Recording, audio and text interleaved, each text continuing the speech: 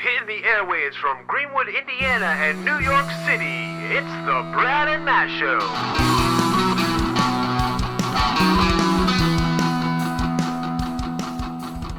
Hey guys, episode 23 of the Brad and Matt Show. Brad, did I tell you what my wife Shannon got me for Christmas? No, what'd she get you? She got me one of the most unique Christmas gifts I've ever received. The guitarist for one of my favorite bands, Steel Panther, was literally selling half-hour-long virtual guitar lessons around the holidays. Really? Yeah, and my wife Shannon purchased a half-hour guitar lesson with Satchel from Steel Panther. Nice. Yeah, it was pretty cool, man.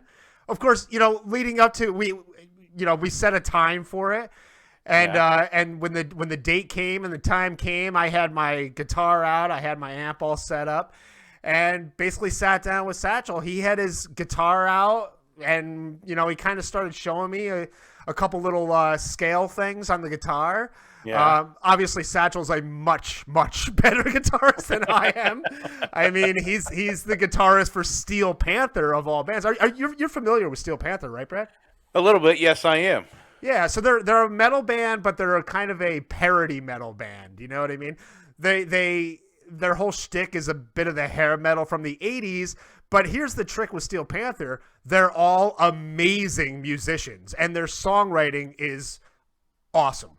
Nice. I mean, honestly, Steel Panther is better than some of the bands that were famous in the 80s. Agreed. I've heard a few of their songs, and yeah, they do rock for sure. So here's the rest of the funny story, man. So Okay. I get on this virtual guitar lesson with Satchel, and I happen to be wearing my Brad and Matt Show t-shirt. And my wife's there in the guitar lesson with me, and towards the end, she says to Satchel, she's like, hey, Matt's got a podcast. You should be on his podcast. And I'm like, what? I'm like kind of embarrassed that she said that. I'm like, what? No, you're not. You're not asking Satchel to be on my podcast, right? And Satchel goes, yeah, dude, I'll be on your podcast. I'm like, word? He's like, yeah, man. Let me know. And so my wife asks him for his email address, and dude totally gives it to her. And like 2 days later, I email him. And he gets back to me and he's like, yeah, man, I'm totally in. He's like, Steel Panther's not on tour right now, and I got all the spare time in the world, man. I'd love to be on your podcast. Honestly, Brad, I couldn't believe it, dude. I saw these guys last November, just before the lockdown happened, November of 2019. One of the best concerts I've ever been to. It was hilarious. It was fun. It was rocking, And anyways, here I am emailing back and forth with the guitarist of Steel Panther. And he agreed to come on our show. Which was an absolute blast. Total blast. Oh, my God. That guy was... hilarious. There is some funny stuff in this interview. There is some funny stuff, but be forewarned. There are drug references. There are... hooker references. This show is definitely not for kids. Indeed. So if you got kids listening to this right now, I would put them in the other room or cover their ears, not their eyes, but their ears. Yeah, it is definitely NSFW. So guys, check it out. Here is our conversation with Satchel from Steel Panther. It's a Brad and Matt show. It's Brad and Matt. It's the Brad and Matt Show. It's Brad and Matt. One's in New York City, the other's in the Midwest. The brothers-in-law, and now they finally met. It's the Brad and Matt Show. It's Brad and Matt. Welcome to Matt and Brad Talking Shit. Hey guys, we're here with Satchel from Steel Panther. Satchel, how you doing, man? Well, I'm doing as good as I can do in a worldwide pandemic, like a lot of people are. I was going to ask you, man. Sitting around, getting fat every day, Yeah. Trying to drink sugar-free soda to pass the time, so I don't gain any more weight. Sugar-free soda is key, right? That and I try to off balance, the carbs. I do a lot of exercise and I do a lot of cocaine. Of course, the coke definitely helps for sure. Absolutely. That keeps you thin, right? It's supposed to. That's what it says on the package. Yeah, it does say on the back. I mean, you obviously have a very kindly coke dealer that gives you those warnings. Yeah, I think coke dealers have got a bad rap. I know a lot of my best friends are coke dealers, obviously. No kidding. People think that they're just all in it for the money, but they care about your health too. Because you got to look at it like this: if you die, that coke dealer has got to find somebody else to sell coke to. Yeah, that's an account they're missing from their portfolio. Exactly. You want to keep your drug users healthy enough to keep using the drug as long as possible. It's a long-term investment. Right. Well, I mean, it depends how long term. I don't know. You never know. Oh man. So what have you been up to during the pandemic? You guys obviously aren't touring. What have you been doing? I've been watching a lot of porn. Nice. I figured, Yeah. You know what? Thankfully, the essential workers out there are not just healthcare workers. A lot of them are hookers. Yes, of course. That, but, absolutely. They never went anywhere. They didn't ever get shut down. And I don't think that any state government ever went, all right, hookers, you need to all just go home for a little while. I mean, and they just assume, well, I'm not going home. I'm going to fuck as many dudes as I can. And yeah, exactly. And I'm like, hey, I'm going to help the economy along. You know what I'm saying? Yeah, man.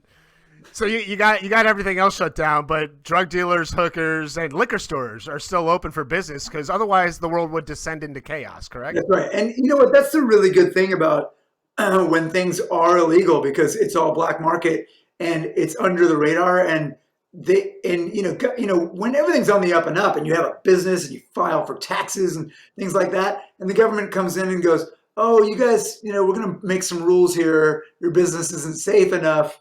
We're going to shut you down for, a couple years.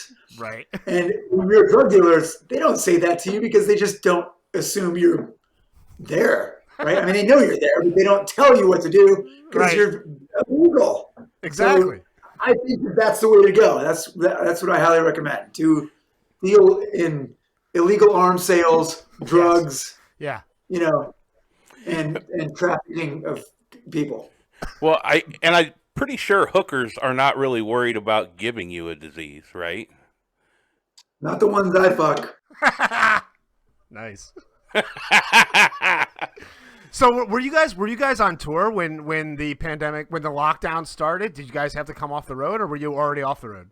The last tour, actual tour we did. Well, we did a short run in Florida in December, but we got so much backlash from that. It was unbelievable. People telling us that we were murderers, but and a lot of our own fans were like, "Fuck those guys! I'm never gonna see them again." But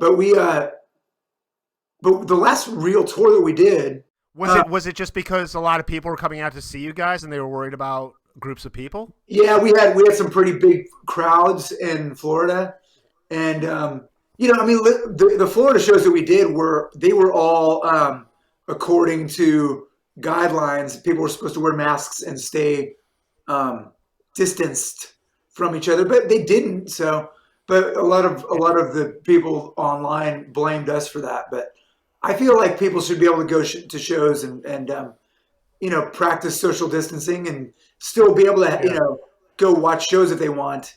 We can all go to Costco, so. Yeah. We should be able to do things. That actually leads me to a question I have for you. You guys are about to go on tour again in the beginning of March, right? I think we have a couple shows. 6 shows. Yeah, I got I'm on the Steel Panther Facebook page, and I got the thing for the Heavy Metal Rules tour. You got 6 shows coming up. I think the first one's March 4th. And at the bottom of the flyer, it says social distanced concerts. And I wanted to ask you about that. What does that entail? I mean, everyone has to stand 400 feet apart from each other. 400, right. Playing a big stadium. Yeah, I don't know. I mean, I honestly think it's probably the same I mean, we have done outdoor shows. We've done like drive-in shows where nobody could get out of their car. You know, there's been promoters that have done things over the last year. So we did some of that in Pennsylvania and back east. But some of the some of them have been outdoors. Some of them have been indoors and not as much capacity. So they'll have like people, you know, tables that are set apart from each other. But you know, we've also done shows where people are just supposed to use common sense and stand apart, and sometimes they don't. They get closer to each other. But you know, I mean, everybody has their own. And I feel like people should be able to make that decision for themselves, right? And some people are going to feel less comfortable than others. Some people feel more comfortable than others. But it's, you know, If you don't want to be close to somebody, don't get close to them. yeah, you're right, exactly. So, I mean, that's the world. That's going to be the world that we live in. You know, COVID-19 is here.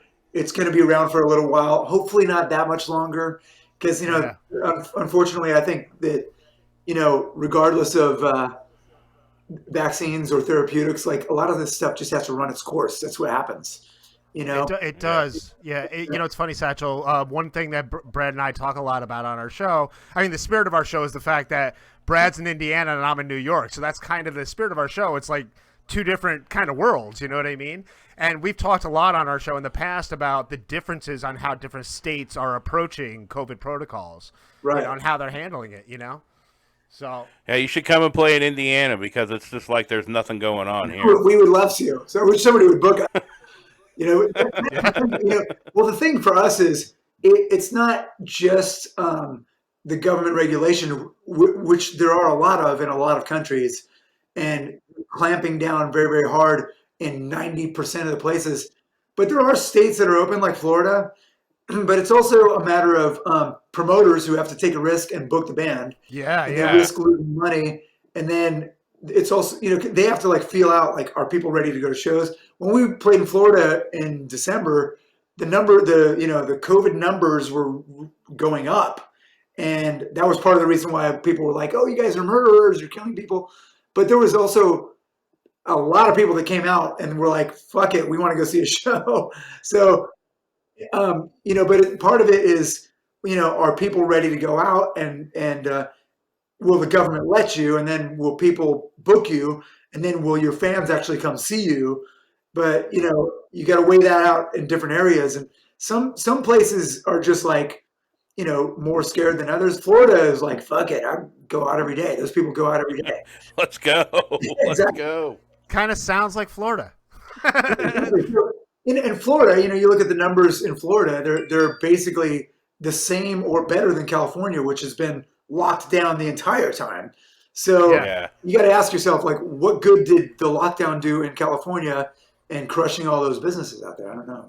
Yeah, I was gonna say, are you in LA now, or are you in Northern California? No, I'm in Nevada. I got out, Oh, you're in Nevada.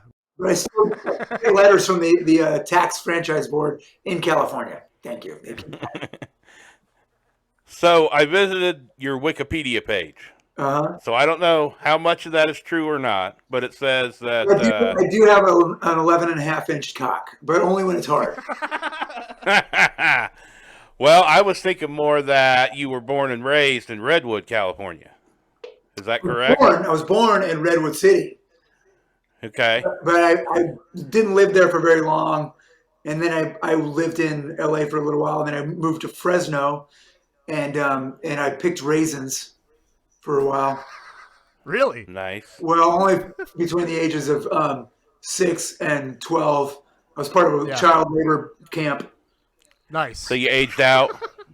I aged out. I got out. And then I moved to LA when I was a teenager, and went down there because that's where all the record companies were. Right. And now the record companies got hijacked by the tech companies, Yep. and now they make all the money. But the musicians are still broke, thankfully. Right. we were talking about that guy about Spotify. I think the last time we talked, Satchel. Oh, right, about how he's worth $39 billion now or something. Yeah, he's not hurting for change. That guy. Multi-billionaire. Meanwhile, Billy Idol is living in a cardboard box under a freeway overpass somewhere. Right. Exactly. Like Billy Idol, fucking begging, selling oranges on the corner. Hey, aren't you Billy Idol? How much you want for those oranges? You know what? Speaking of Billy Idol, Satchel, here's a funny thing. I don't know if you heard about this, but Billy Idol made a deal with the city of New York. Okay, the city of New York was they were doing. He did an advertising campaign with the city of New York. New York was having this problem with cars idling at the intersections, like taxis and stuff like that. So they hired Billy Idol to do all these print ads and blasted them all over the city. Don't let your car idle. And there's Billy Idol with his lip up, like, it was hilarious. Yeah. And Billy, what we want you to do is we want you to change the spelling of your last name to I-T-L-E. Yeah. Oh, man, you can't cross that line. Yeah, I know. Right. But I'm a big. Let me just say this: I love Billy Idol. I fucking think he's great, and Steve Stevens is fucking awesome as well. Oh my God! Yes, indeed, absolutely. So Satchel, I watched one of your music videos. Oh yeah. And I have many questions. I watched the video "Glory Hole." Yes. It's a classic. So I guess my question is at what point when you were shooting that video was somebody like, what this video really needs is for everybody to be sprayed with semen? Yeah. And then was there anybody there that was like, this maybe could have been a little bit too much? Or was it just right on? No, I think everybody was wondering if we had gone far enough. Like that's right. Oh, okay. That was. I mean, everybody seemed to be having a great time at that video. But that's because when we start shooting videos, everybody gets pretty fucked up on drugs. So, really, if we were sober, it would be, there'd probably be some common sense, but we don't use any common sense. I know that video. That was a fun video to shoot. It was all in one room, which is kind of cool. Makes it a lot cheaper to go to places, and it wasn't even a real bathroom. It was actually just they brought some stalls in to like a studio somewhere, and it looked like real bathroom stalls, but it was great. It was fun. Yeah. That is hilarious. I think I told you that last time I saw you was in New York at Gramercy Theater down in Chelsea, and I think you guys ended. I think you guys ended the show with Glory Hole, or it was close to the end of the show. Right. I was just waiting for that song, man. That video and that song is hilarious. I love it. It's a fan favorite, and the song is very popular. I think it might be the most listened to song that we have on Spotify. Really? Really? But it's interesting because in that video, there's a bunch of characters that are in it, and one of the characters is a dude that looks like Jesus. Yeah. Yeah. And after we filmed that video, like everybody signed a release, right? So we could use their image in the video. I don't think we paid anybody because musicians don't have money. Right. So we don't pay. And, but everybody was there. Everybody had a great time and everybody signed a release. But then after they signed the release, the guy who was Jesus, apparently he was like, he had like a brand, like he would walk around Hollywood and he was the Jesus of Hollywood or something. And then he came after us and tried to bring a lawsuit against us. Like after the video came out, saying that we were fucking his brand up or something. And we were like, wait, he signed a release. Fuck this guy. And our managers were like, well, what do you guys want to do? And we were like, well, he signed a fucking release. Fuck it. Yeah. And then it all kind of went away because I think he died. What? Really? Actually died. That's and crazy. we were like, well, we don't have to deal with that anymore. Wow. Well, if it's Jesus, you never know. He might come back. You never know. But so you had a He waited 3 days and he didn't come back. You got 3 days, right? So Steel Panther almost got sued by a professional Jesus. That's hilarious. Yeah, it was like, whoa, that seems like a fucked move. He signed the release and then he stabbed us in the fucking back. Sounds more like Judas to me. Wow. Wow. That is hilarious, man. I guess it's kind of mean to be talking about it, though, now that he's dead and he can't give his side of the story. It's horrible. Satchel, Oh, well. that guy's a fucking asshole. He was talking about Jesus, and Jesus is already dead. But it wasn't the real Jesus. How do you know? I saw him in Hollywood. So you guys, we had talked a little bit about, I think, about you guys used to play the Viper Room, right? Before you guys were Steel Panther, you were Metal School, right? Was the old name of the band? We started as a band called Metal Shop, and then we left the manager we were with and became Metal School, and got another manager, and then got into it with him, left him, and then changed our band name again to Steel Panther. So we went through 3 different names, but we started off as under a different name. But we played at the Viper Room for maybe 4 years. You guys were the house band there? We were the house band. Well, we had a residency at the Viper Room. And we started at the Viper Room in 2000, played there till about 2004 or 5. Then we went to the Roxy for a year or so. Then we went to the Key Club for several years. And then we went from the Key Club to the House of Blues for several more years. So it was probably about 13 years of every week we had a show in Hollywood. Yeah. And it never did bad. It was packed every week. Wow. So was there one like defining moment that was with the band that you guys were like, we did it, we made it? Was there one defining moment? Yeah.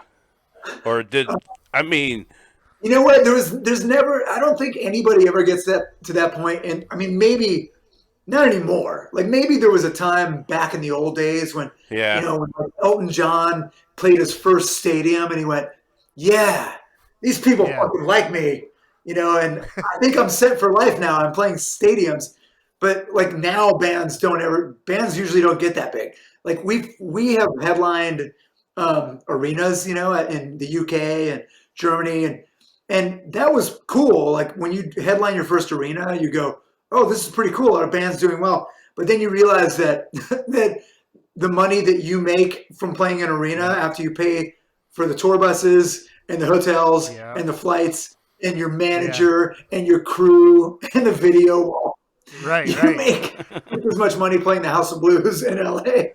So it's kind of like how it goes. Like all the money that you make goes to other people, and then you start to realize like, oh, I see. Like in order to make like millions and millions of dollars, it's got nothing to do with that. It's got nothing to do with touring.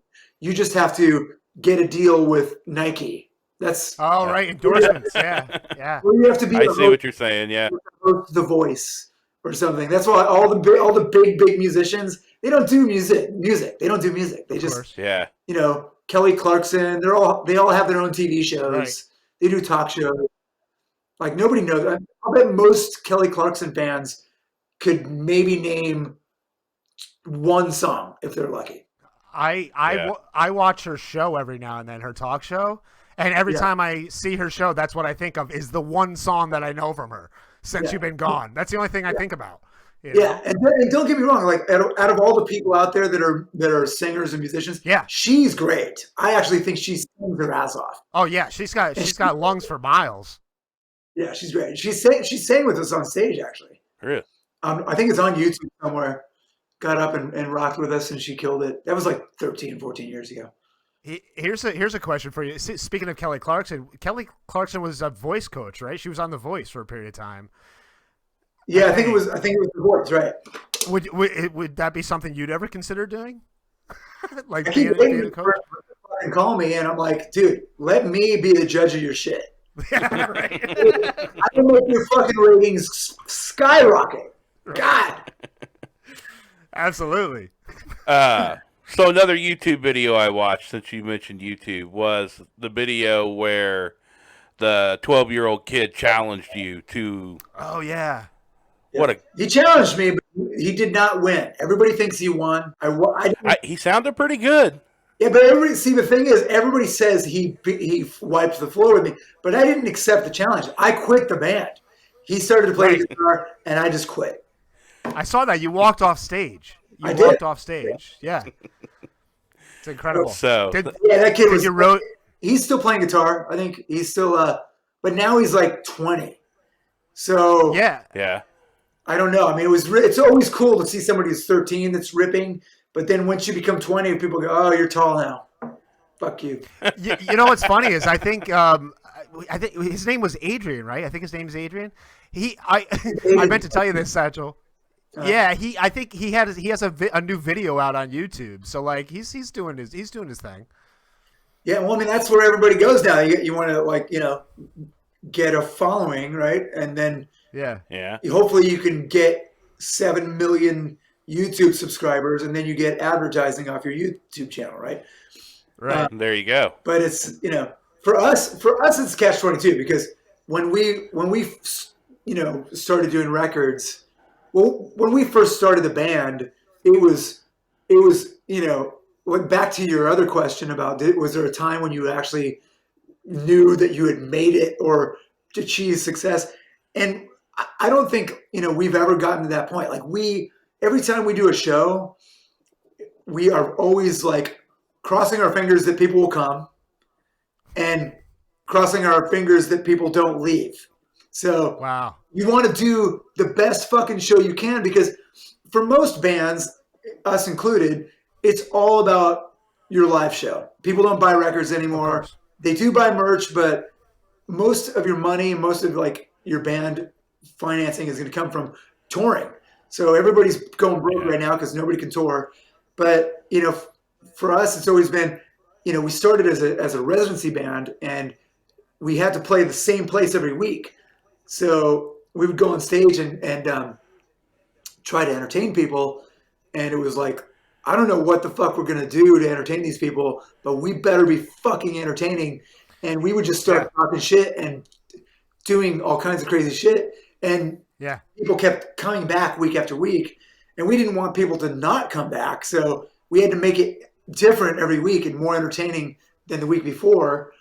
And that was kind of the, that was the challenge, but it's still like that. When you're a touring band, it's like you want to do the best show you can, and you don't want to phone it in. You don't want to do the same show every night, which I see a lot of bands do.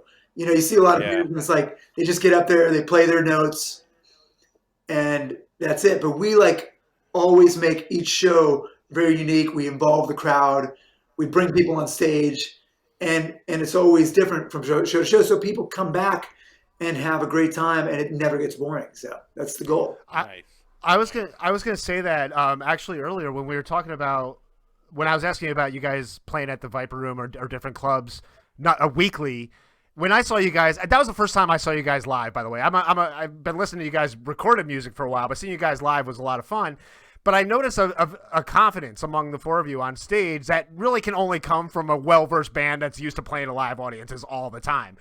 Another aspect of Steel Panther shows, which if anybody who listens to this hasn't seen Steel Panther, it's a comedy show as well. I mean, you guys are hilarious on stage. There's a bit of improv and stuff like that. Did you guys is that just your natural personalities, or was that like a main goal of the band, or what do you think? We've always, the first time we ever stepped on stage together, there was an immediate chemistry between us. And especially, me and our singer Michael Starr and our bass player Lexi Fox, we're all sort of like frontmen, even though we're not all lead singers. We all talk on the mic, and we're really good with the crowd, and we listen to each other. And for me and our singer, it became a I think in the beginning it was a lot of he didn't like that I was talking on the mic. And when I got attention, then he would try to get the attention back on him. So we would fight each other for attention, and it was and we would try to outdo each other. And he would say something outrageous, and I would fucking outrageous him. And people just was like watching a tennis match. And sometimes it would get brutal, but almost always it was entertaining. So that's where we kind of grew from there, and we try to control it, but it's like an unbridled horse. Like, you cannot control the show, which is good and bad, because sometimes it's like fucking a train wreck, and sometimes it's the most brilliant improv you've ever seen. And but people keep coming back, because whether it's a train wreck or not, it's always entertaining. and Right. that's what we tried to build on from there.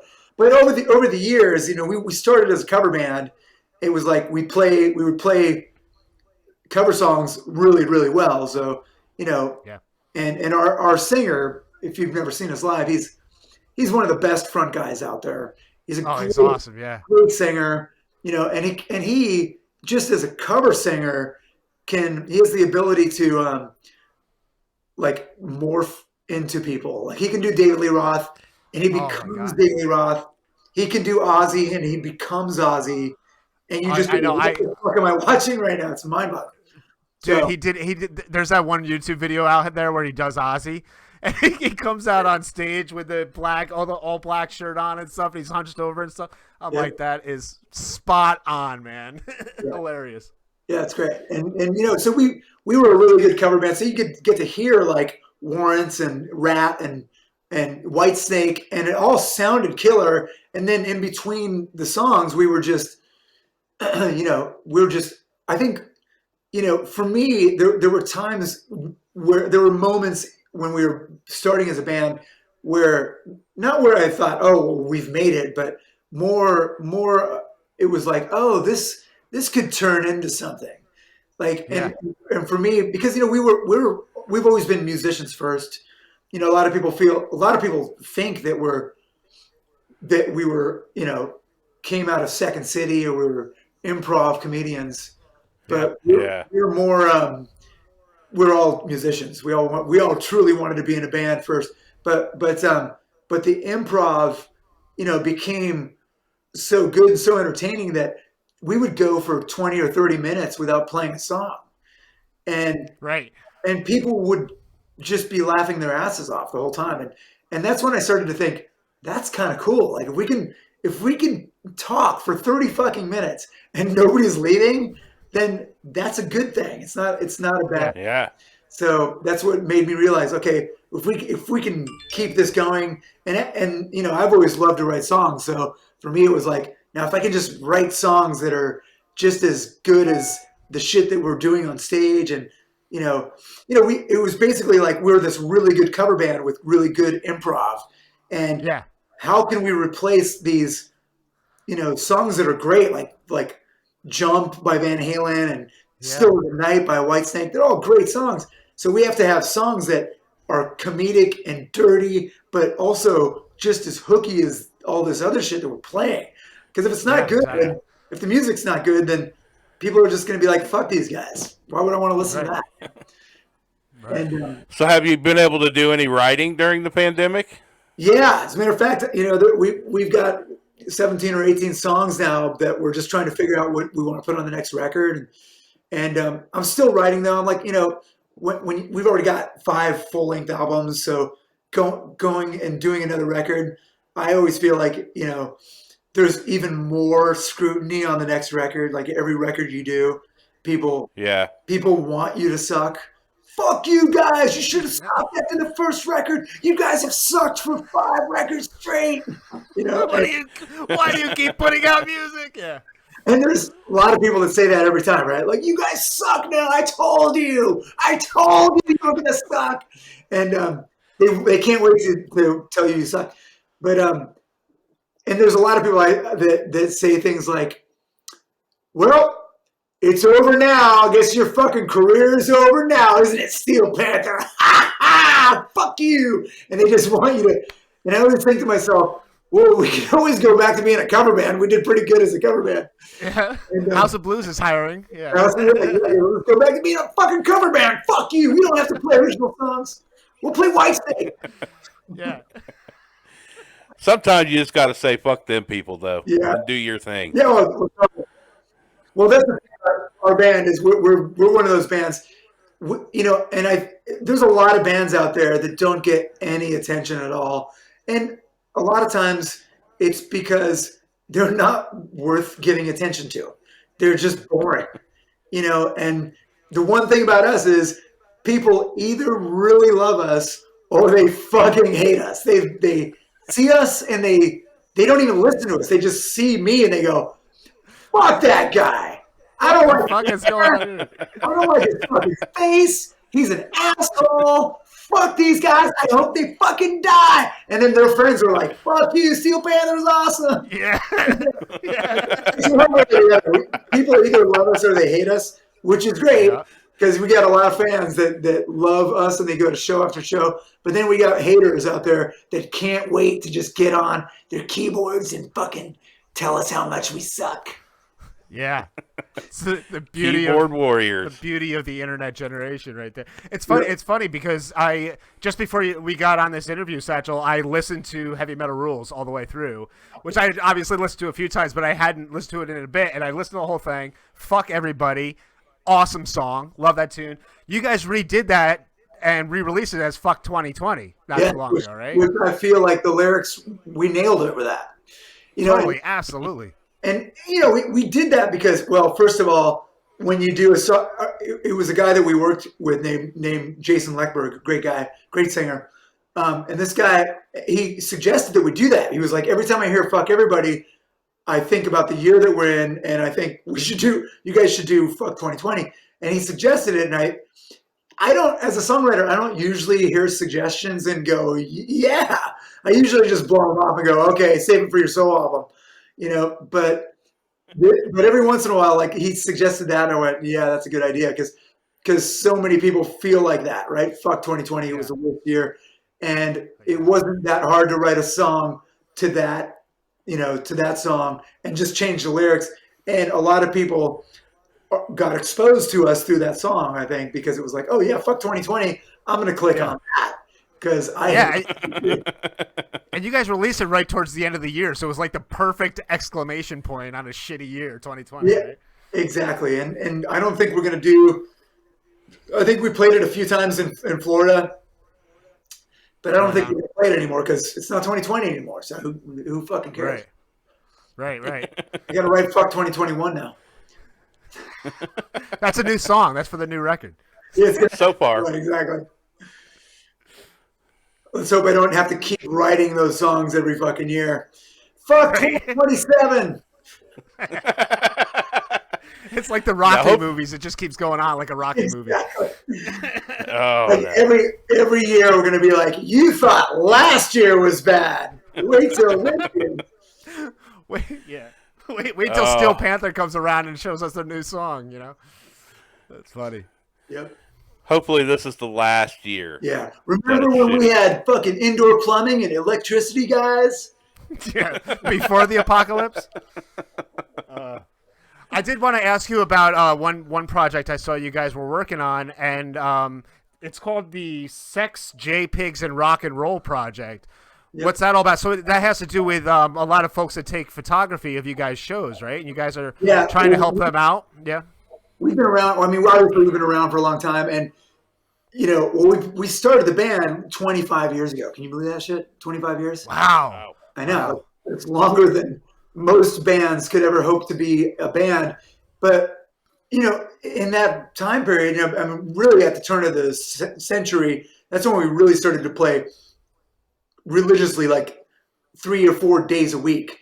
And we've basically been on tour ever since. And there's been photographers at all the shows over the years, and so basically what we're doing is we're instead of having the photographers release their pictures of us through outlets who want to take a cut, we're doing it directly to the fans so that the photographers can make more money on their photos, and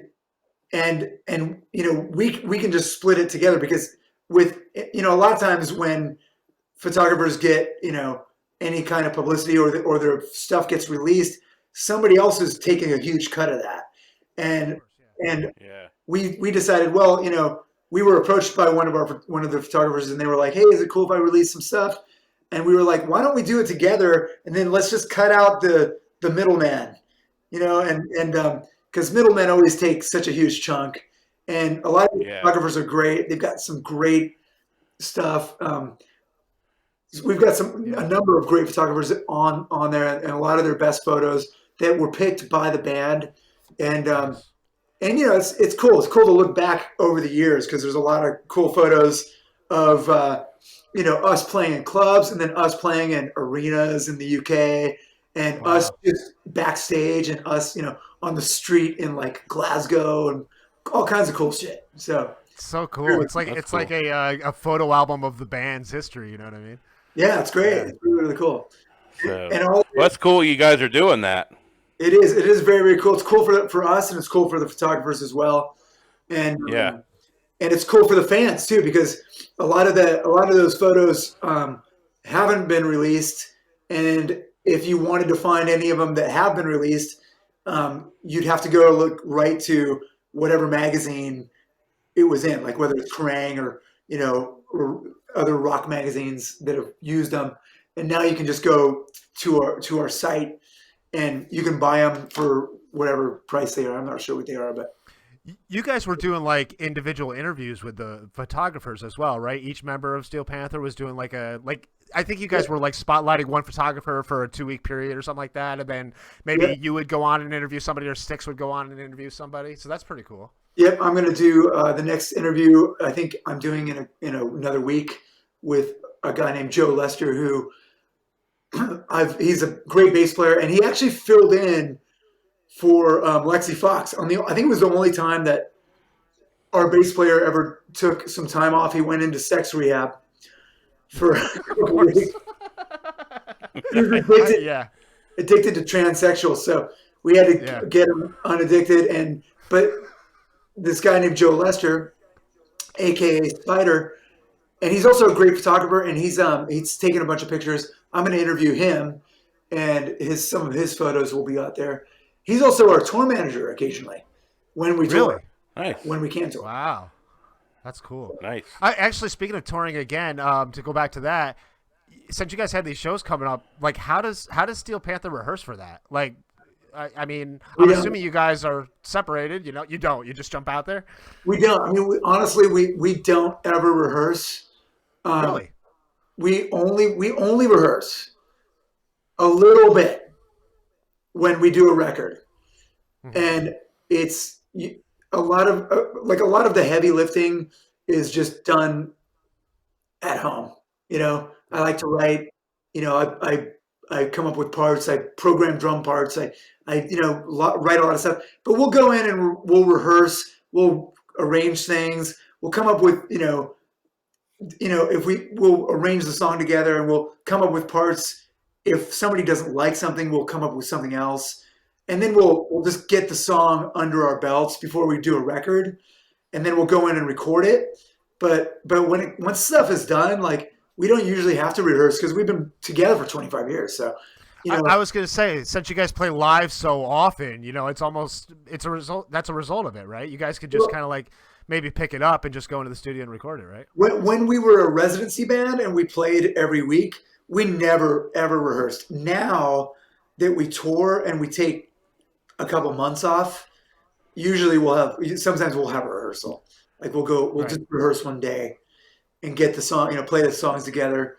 And then it's like, I mean, I think it's easier for some guys in the band than it is for others. Cause like it takes the first 4 or 5 shows to just feel comfortable on stage again.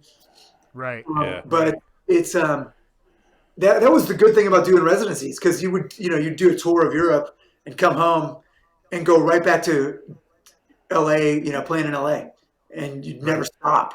Just keep doing shows, which I miss that. I mean, I live in Vegas now, and I keep telling the guys we should just fucking do residencies in Vegas. Play Vegas every week. Are the other guys pretty spread out? Like you're in Vegas, but is like Michael and Lexi in California, or like Lexi's in Colorado, in Colorado Springs, and Michael and Styx are both in the Los Angeles area. That's cool. So you guys, so you only have these 6 shows coming up, right? That's the Heavy Metal Rules socially distanced tour, as we talked about before. What's next after that? Do you guys? I'm assuming obviously right now we're just waiting for everybody or the majority of people to get vaccinated, so everybody feels safe. And are you guys going to jump right back out there on the road right after that? You said you're working on the new album, so. Yeah, well, I mean that's one thing that we've already started to do. Like just work on the new record and pick basically pick the songs. Right. So like what songs out of the 17 songs that that are demoed, what are your favorite songs? Everybody get on the same page, and we're going to start recording, and then we're going to do some shows here and there, but we're also going to do some live streams shows because we can't go to Europe. We're supposed to go do some festivals in Europe in the summer, and hopefully we will, but there's a good chance they could get canceled again. Yeah. So that's the problem with where we're at right now, is because it's not just about having something booked. It's also about whether or not they're going to let you go play. So if the numbers change or whatever, we might not go do it or whatever. But in the meantime, we probably will do some more live stream shows, which for our fans, it's cool. They can stream it into their house, and everybody who's seen it, I think, will agree. Like, the sound is usually really good. So if you have like a surround sound system, it sounds fucking great. It's our own sound guy who mixes it, and he's great, and it always sounds killer. And we usually do it at a facility that has really good internet and good sound production capabilities. So it just sounds great. It looks great. There's usually like 3 or 4 cameras. And and the other thing is, when we do a live stream, I usually have a TV or a screen there so people can talk to us and make requests. And I can talk to them live. So it's cool. We can interact with the crowd. It's great. I think it was the Halloweeny show. It was one of the live streams you did. My wife's trying to tell me what show it was, but I saw you guys looking at the screen, in the background, and kind of taking live, like, real-time comments from people and questions and stuff. That was pretty cool. Yep.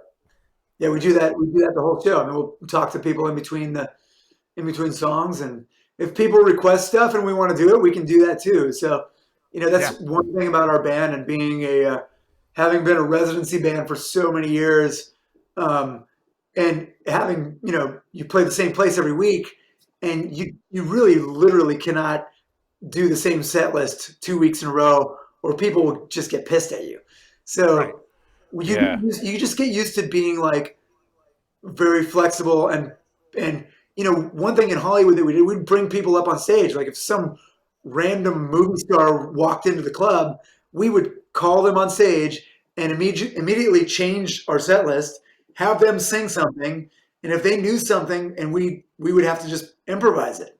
So, and it was cool. Like, it keeps you on your toes. Like, okay, this person knows, I don't know, Bo Diddley. Okay, let's start doing that. Huh? Something out of nowhere, right? Yeah, exactly. Yeah. Oh, man. Actually, I when we saw you, I think you guys had a lot of the ladies up on stage towards I think your last song or something like that. So it was pretty funny. Actually, I got a funny speaking of that show, Satchel, I got a funny story. The reason I don't know if you can see my T-shirt I'm wearing. I got this T-shirt at the Steel Panther show. Here's the funny story. After the show, I was standing in line at you guys' merch table to buy a Steel Panther T-shirt, and your opening band, which I believe was a band by the name of Stitched Up Heart, their merch table was right next to yours, and they had the entire band down there, and the lead singer is a pretty attractive girl, right? And I'm like, hey, the merch guy comes over to me. He's like, hey, man, if you want to buy one of these T-shirts, you'll get a picture with the band. I said, okay. And he totally talked me into going over to that line. So that's why I have a Stitched Up Heart T-shirt and not a Steel Panther T-shirt. You fucked up. Yeah, I know. I totally fucked up, man. the guy laughed with the $25. That's the thing about having a hot chick in your band. That's why we got Lexi in our band. Yeah. I was going to say, that's why he's there. Oh, man. So Satchel, we're almost out of time, but I had a fun thing that I kind of wanted to try with you. It's kind of a quick 5-question, this or that kind of thing, and wanted to get your take on it. And I just randomly came up with things off the top of my head just before we got on this interview. So I wanted to get your take, either or, and why. Okay?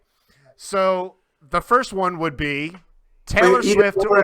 Either or and what? Either or and why. Okay. So Taylor Swift or Ariana Grande? Taylor Swift. Taylor Swift. Okay. And why?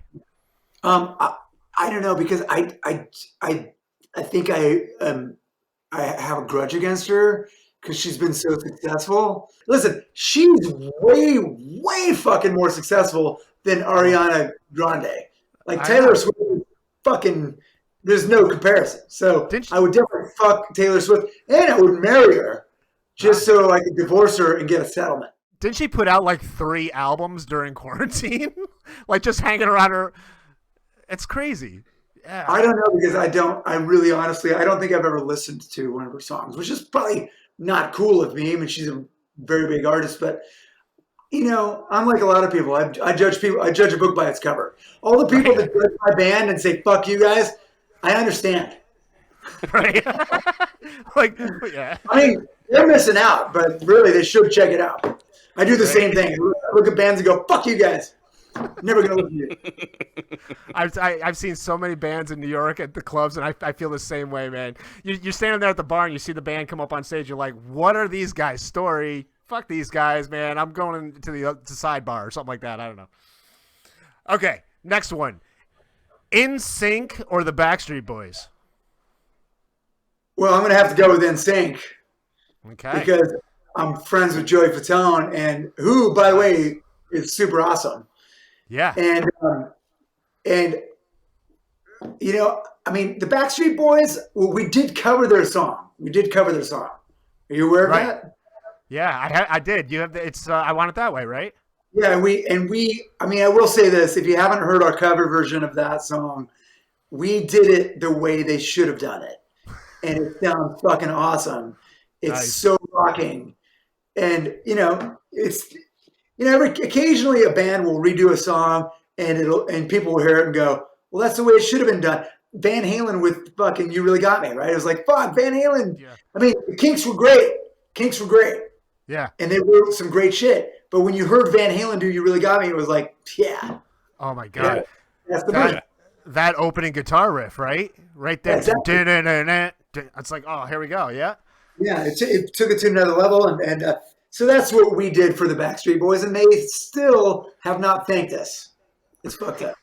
Bastards. Joey Fatone was in one of your music videos, right? Party Like It's the End of the World? He was in that video, and he was very good in that. We paid him $30. $30, right? He had nothing going on a Sunday afternoon, right? He needed the money, though, so he did it. Okay, here's one goes back to the hair metal era. Poison versus Warrant. God, you know, I'm going to have to go with Poison, Okay. and here's why. Okay. Poison didn't have as much talent as Warrant. Mm, I mean, well, Jamie Lane was a really good singer, right. and he was a good songwriter, but Poison had bigger hits. Yeah. And Yeah. I would argue Poison, with all of the combination of the guys in Poison, probably, if you had to bet that they were going to make it, you would have said, hell no. Right. Like, Poison isn't going to make it. And Right. they Yeah. proved everybody wrong. And to me, that's super inspiring because, you know, CC, he knows he's not the greatest guitar player in the world. And Brett Michaels, well, even though he probably thinks he's the greatest singer in the world, like, these are guys that when you hear them, you go, oh, these are just like average dudes. But they wrote these songs that everybody connected with. Like still to this day, if I'm in a band and I play a Poison song on stage, the whole fucking crowd goes nuts. Everybody loves it, right? Poison. I mean, there's something about that. To me, that's really inspiring I think it's even more inspiring when you got guys that are not virtuosos who write songs that everybody can connect with, because it's just like, oh, we can all do this. It's not like music is not reserved for the people who've been blessed by the gods with great voices. This is one of the reasons why I hate the show The Voice, because The Voice is like a show that puts all these great singers on a pedestal. And I'm the guy always telling the singer, hey, this band can do without you, all right? Yeah. Yeah. You're great, but you know, anybody can be a singer. What you really need is a great song and a great band. And that's I think that's what people gravitate to more than anything. Because there's plenty of great singers out there that they're on The Voice one week, and then you don't know they're working at fucking TGI Fridays the next week. Exactly. And because they don't have the songs and the body of work that people want to listen to. There's a lot of good singers that are bartending. So we were just watching that. I don't know if you've seen this. There's that documentary. I think it's on Hulu or something like that about the Go-Go's, and it was talking about how when they started, none of them really knew how to play their instruments too well, and then I think the one player in the band came up with "We Got the Beat." You know what I mean? And they had this song, and it was just a monster song, you know. And next thing you know, they're the Go-Go's. They go down in history. You know what I mean? So, and they're exactly like Poison. I mean, when you listen to them, they're you know, their voices are not great, and their playing was obviously not great. It's not virtuoso playing, but the songs were great. I mean, We Got the Beat. I mean, it's not metal, but it's fucking, but it's a fucking hook. I mean, they had hit songs for a reason. It fucking captured a vibe, captured the, I mean, there's a lot to be said for being in the right place at the right time, right? With music and shit like that. And especially when it comes to like becoming a huge band that everybody knows who you are. That's just being in the right place at the right time and society. And there's a lot, who knows what the fuck it is. But it's for them, it was, the sum was more than, than the, what I'm trying to say. It was more than just the sum of the parts. It was, I think the songs were great. And I don't know who wrote all their shit, but there was some good songs involved with them. And they definitely had a chemistry. And once people heard them, it was like, fuck, man, inspired a generation of girls to pick up instruments. Absolutely. Yeah. Absolutely. Would you say, to go back to Poison, would you say when people think of glam metal in LA, they think of Poison? Would you say that like they're sort of the first thing that comes to mind when people think of 80s glam metal on the Sunset Strip kind of thing? I think Motley Crue and Motley Crue to me, like they came out before Poison, right? And they were definitely the predecessors to that. I mean, Poison didn't really come out till 86. Yeah, that was when Look What the Cat Tried Did came out. Yeah, and that was, by that time, Motley Crue was already on Theater of Pain, right? And they were they were like already jumping the shark. So but Motley Crue was definitely glam. I mean, Motley Crue, even with Shout at the Devil and their what was the one before that? Too Fast for Love, right? Like Too Fast for Love, they were super glam. Like they started all of that shit. To me, that when I think of LA and glam, like, and don't get me wrong, like Motley Crue they were tougher. They were a little tougher than, for sure. And to me, that was early Motley Crue. Like they nailed it. They had the glam, they had pretty boy makeup, and they were good looking guys, but they had fucking beef. Like when you heard Shout at the Devil, it was like, holy shit. Like, is Satan in here? What the fuck? You know? Yeah. Holy shit. Like fucking cool combination of stuff. It's like they gave the vibe that each of them were carrying switchblades or something like that. You know what I mean? Like at any time, they'll knife you. You know what I mean? Like, yeah. Yeah, man. Crew was fucking great, especially in those first couple records. Shout at the Devil, classic, and it still sounds great. Still sounds great. Yeah. Dude, we saw. So I've seen Crew a couple times. I saw them, but first time I saw them was on the Dr. Feelgood tour back in the day. But we just saw them on their farewell tour. But then of course they're coming back, But the farewell tour, they played Shout at the Devil, and Nikki Sixx had a flamethrower on his bass. I was like, dude, shout flames up to here. I'm like, dude, it's rock and roll, man. It's rock and roll for sure. Yeah. All right, here's another '80s one: Lita Ford or Vixen. I'll go with Lita Ford. Yeah, because I actually know a Lita Ford song. I don't really know any Vixen songs. Right on. On the Edge of a Broken Heart, Vixen. That was their big one. Yeah, I think that's the only one anybody really remembers. There was girl artists that I loved. Yeah, but I thought that the songs by either one of them didn't compare with like Pat Benatar's shit, right? Oh my God, Pat Benatar, yeah. That's great shit. Pat Benatar's one of my wife's favorites. She's cheering over here when you said Pat Benatar, man. Yeah, Pat Benatar. Yeah. Awesome singer. She's a badass. Totally. For sure. Yeah. All right, man. So what's going on the rest of this weekend, Satchel? You watching the Super Bowl tomorrow? Just doing a lot of drugs. Doing a lot of drugs? No Super Bowl. Drugs while the Super Bowl? No. And I will be watching the Super Bowl tomorrow. I don't know where I'm. Who you got? I hope Kansas City does it. Right on. Yeah. I think they have the advantage. It's going to be an interesting game. It's really, and Brad's going to kill me for saying this, it's probably the only football game of the year I'll watch the entire way through. But, yeah, it should be fun. I'm with you on that. So I'm kind of a sports nut, so I like that. So, well, Satchel, it was awesome talking to you. Thanks so much for being on the show, man. We really appreciate it. yes, thanks thanks you for having very me. much. Nice to meet you, Brad, and I wish you guys well in the future. Hope they'll let us out of our houses soon, and we can all party again. That would Yes. be awesome, man. We'll Yes. we'll come see you when you guys are in town. Sounds good. Do a bunch of coke for me. Oh, I will. I'll do it for me too. Cool, man. Satchel, say hey to the guys in Steel Panther for us. Ladies and gentlemen, this was Satchel from Steel Panther, man. Take it easy, bro. Thanks for listening.